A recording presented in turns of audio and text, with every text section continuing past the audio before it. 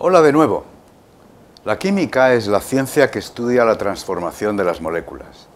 Pero para entender las moléculas, primero tendremos que entender sus constituyentes, los átomos. Thomson demostró la existencia de los electrones mediante un tubo de descarga. Estableció una gran diferencia de voltaje entre dos electrodos en un tubo vacío.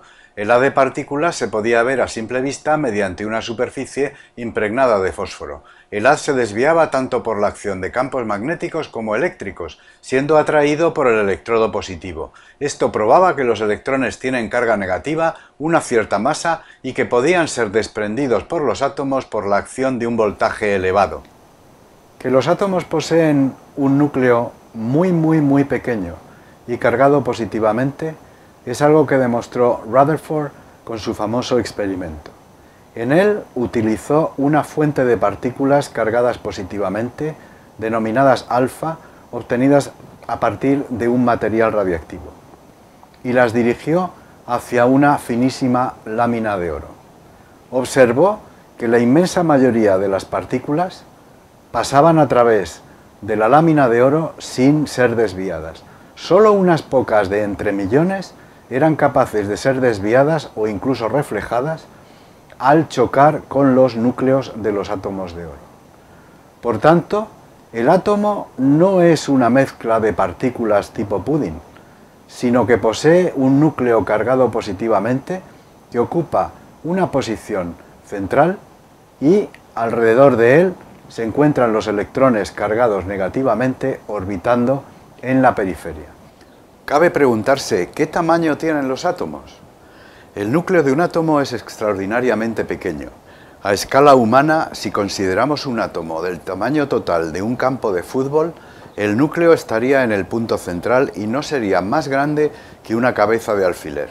Dicho de otra manera, si consideramos un núcleo del tamaño de un balón de fútbol, entonces el átomo tendría un tamaño de varios miles de campos de fútbol. Teniendo en cuenta que los electrones son aún más pequeños que el núcleo, se da la paradoja de que un átomo es un espacio esencialmente hueco, al 99, y más de 12 nueves detrás, vacío.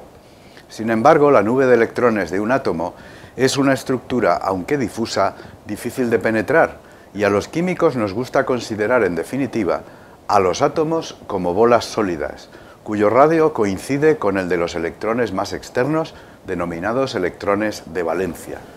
Es importante considerar que los átomos tienen en el núcleo dos tipos de partículas, ambos con masa unidad, los protones positivos y los neutrones neutros.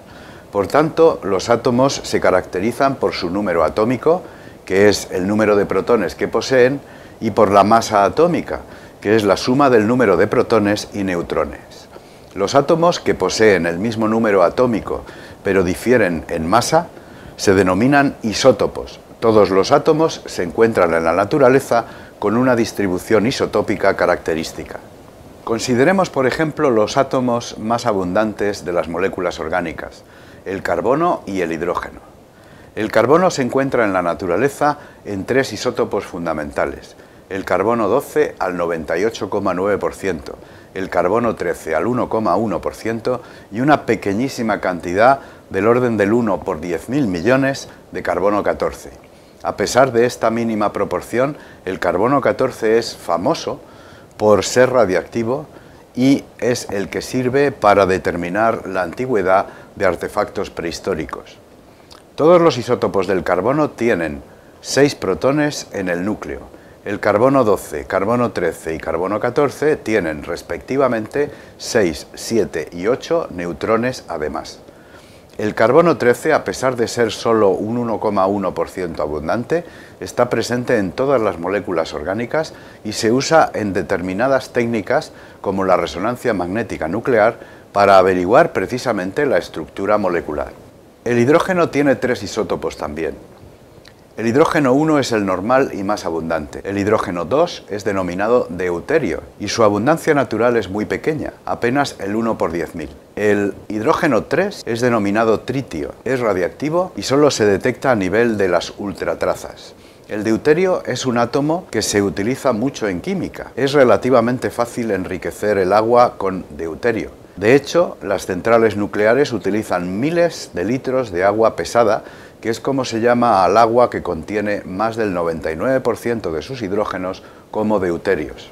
Los átomos son neutros en principio, es decir, por cada protón en el núcleo hay un electrón en la periferia.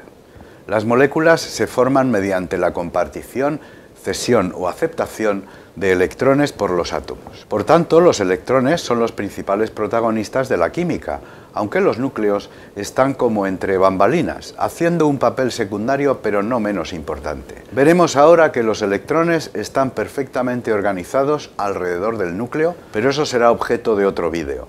Adiós.